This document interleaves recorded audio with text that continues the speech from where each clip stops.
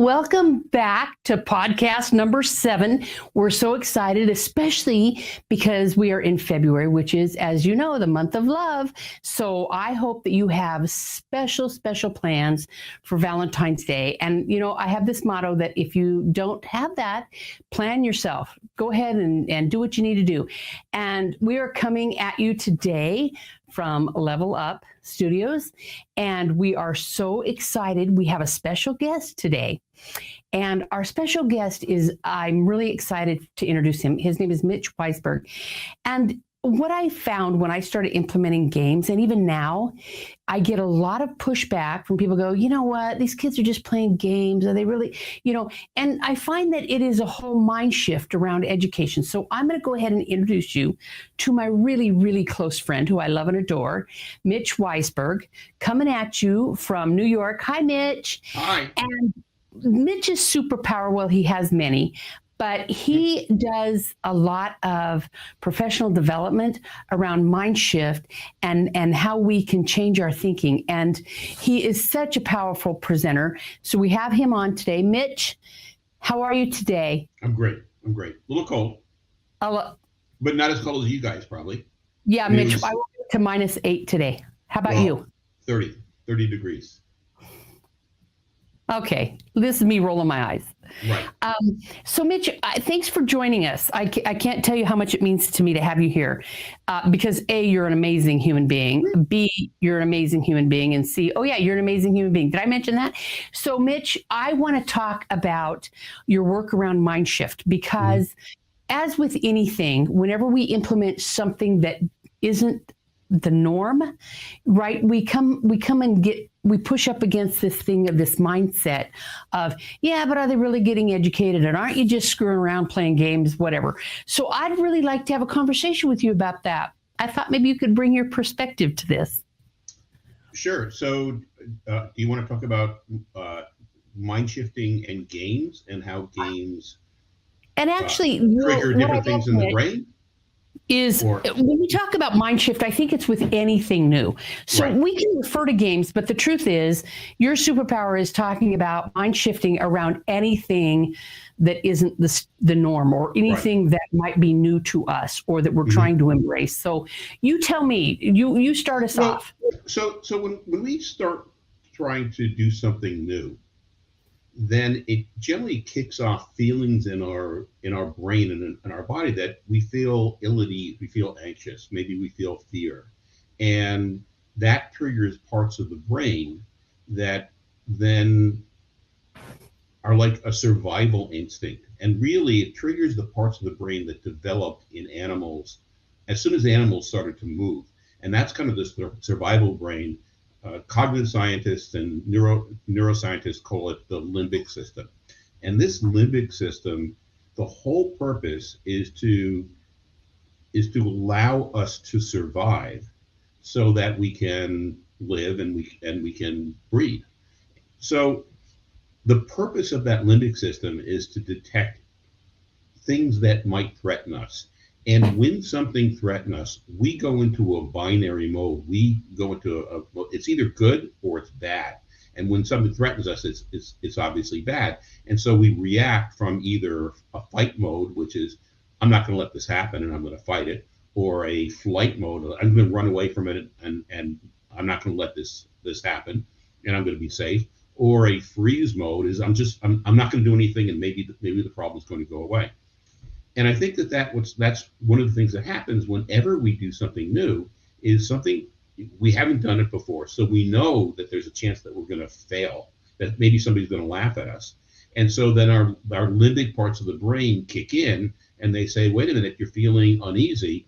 It's time to fight, to flee, or to freeze. And so we do that. Once that happens, then the limbic system, and it's specifically the amygdala part of the limbic system, then triggers this release of cortisol and adrenaline. And cortisol, the whole purpose of cortisol and adrenaline is to get the organism, whatever the organism is, to focus on what the danger is and what they're going to do to avoid the danger, to fight or to flee or to freeze. But the other thing that those two fear hormones do, cortisol and adrenaline, is they tamper down the ability of the prefrontal cortex. And it's the prefrontal cortex that allows us to do things like critically think, to be creative, to connect with others, to explore new things, to feel a sense of curiosity. And so when that prefrontal cortex gets inhibited by cortisol and adrenaline, we're much better at fighting and fleeing, but we've lost the ability to critically think. And that's really what happens whenever we try something new. So, and I'm just going to use myself as an example. The first time I played a video game, and even to this day, right, if there's a new game out and I am not familiar with it, my anxiety just kind of goes through the, and it's almost like I get caught in this cycle of, and I have to actually talk to myself and say, Tammy, you're not really going to die if you download this video system or this game or this, right? But I find that I notice I do so much better if I have a coach or somebody on the side that I feel is going to know how to do it. Yeah. It's almost like saying, could you just stand here while I download this so that I can, right? So Mitch, how do we move past that? I mean, it's one thing to know it. Like I know that, right? Inherently, I know that when I put on a video game that I'm not going to die. Nothing bad is going to happen, right? And yet, the other day, I had a student say to me, hey, you want to try and play this game? And immediately, I'm like, okay, sure. Like, right. And you're going to play the game and the student's going to watch you and they're going to realize that they're better than you. You're worse than them. They're going to make fun of you, right? They're all better than me, right?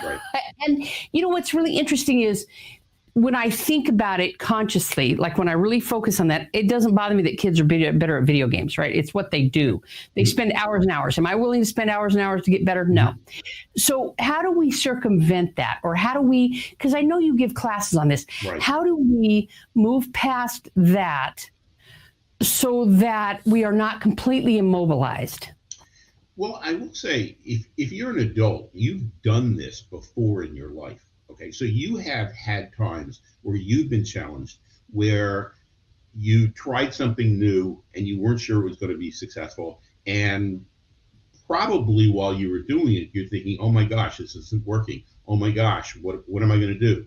Maybe I should quit. Maybe I should call somebody else. Maybe I should stop doing this.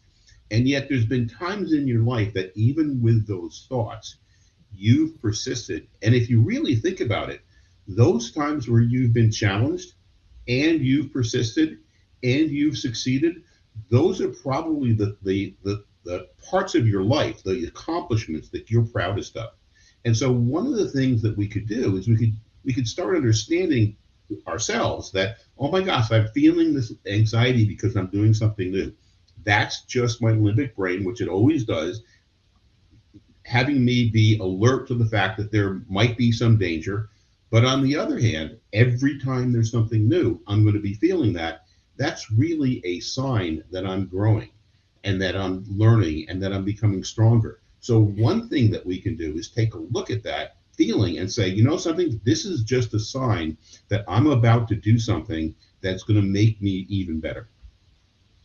Okay, and do you find in your courses and your self-talk that is actually helpful to say, okay, I'm learning something new. This will make me a better does that actually, that self-talk, does that work, or does that go with some kind of, I don't know, interpretive dance that, like, you know what I'm saying? Well, yeah, you have to dance when you're doing it. Okay. Well, because I know you're a dancer.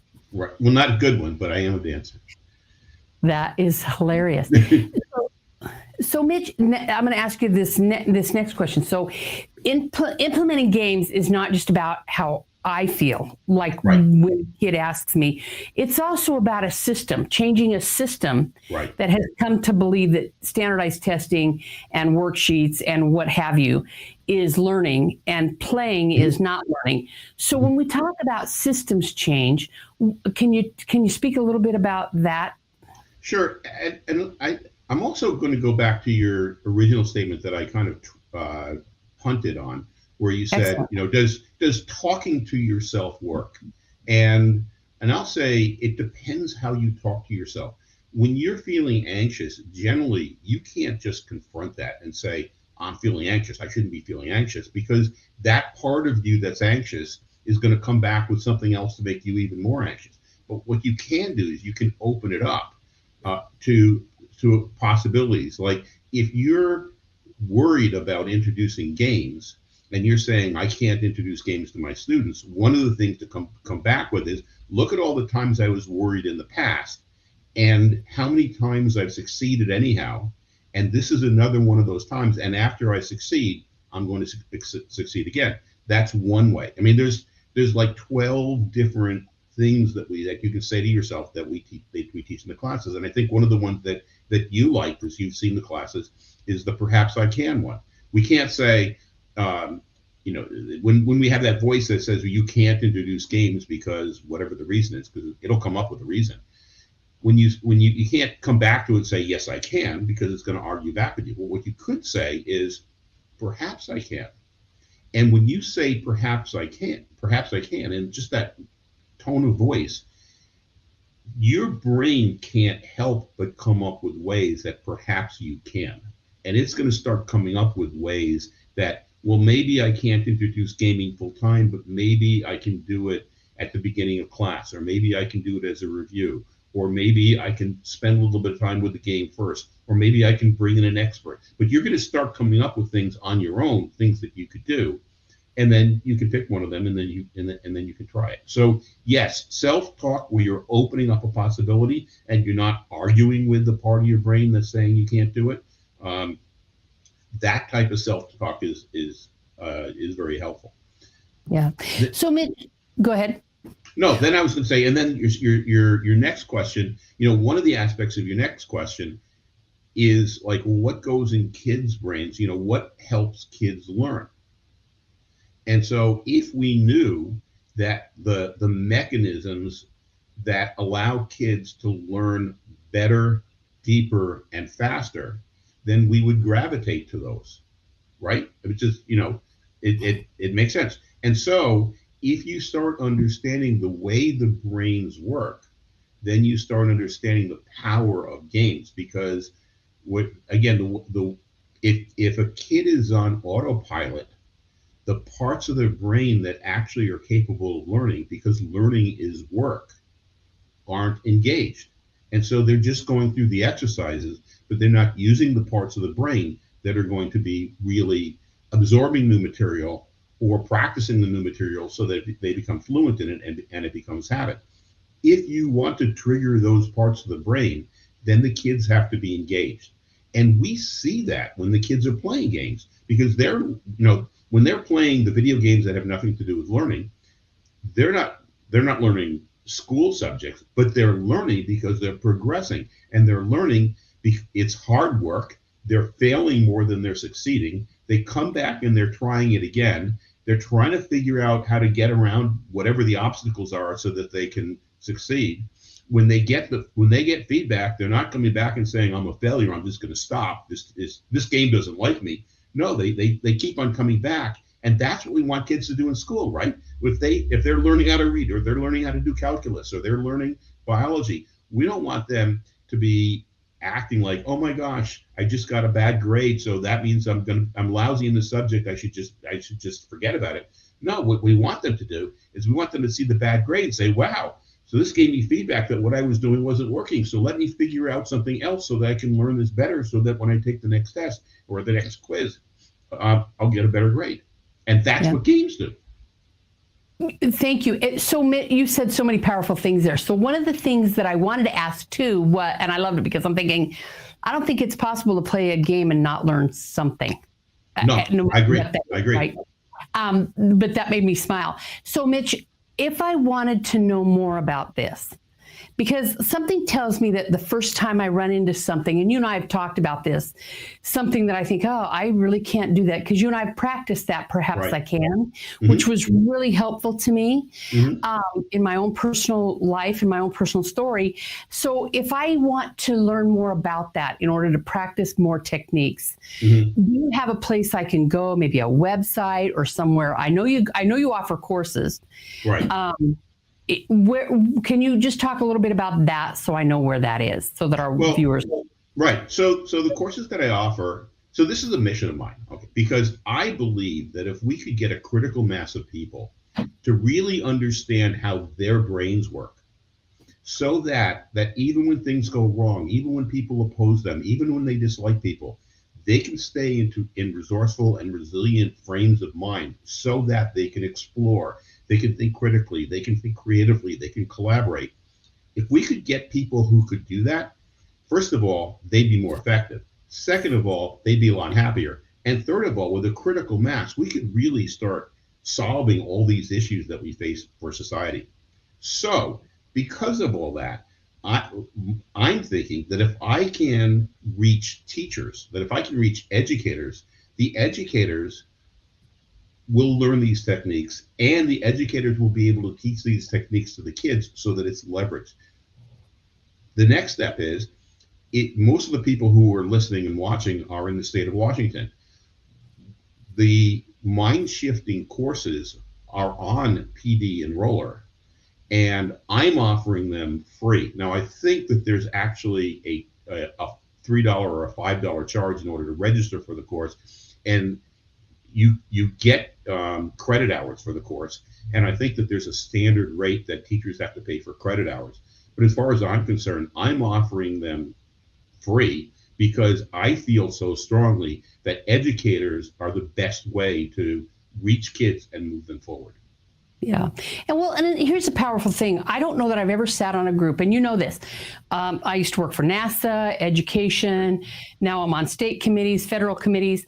And I don't think I've ever sat in a group where there wasn't some kind of even minor conflict, right? Or some kind of something where people have to learn to maneuver this system, right? And some of us even conflict every once in a while with our spouses. Can you believe that? No. I'm 40 years in, Mitch. I've never had an argument with my husband. Yeah. Okay. And if you believe that, okay, Mitch, we have to kind of wrap, although I could talk about this forever because it's been a powerful, life-altering thing for me. But we are at time, so I have to wrap up. Mitch, can I just tell you how amazing and brilliant you are? No, because I'm not. I'm not. But thank you so much. So just for you watching out there, you just need to know Mitch is, he's one of my heroes. I like him. He's incredible. So Mitch, thanks for being with us today. I'd also like to do a shout out to Yanni, my producer, who without none of this would happen because it's just, he just makes it all, he just does all the magic in the background and everything just falls into place. So thanks, Yanni. And then the last thing I want to say is happy Valentine's Day to all of you, no matter what that looks like for you. If you're single, if you're not single, I hope that your life is full of love wherever that comes from. So, and I look forward to doing podcast number 8.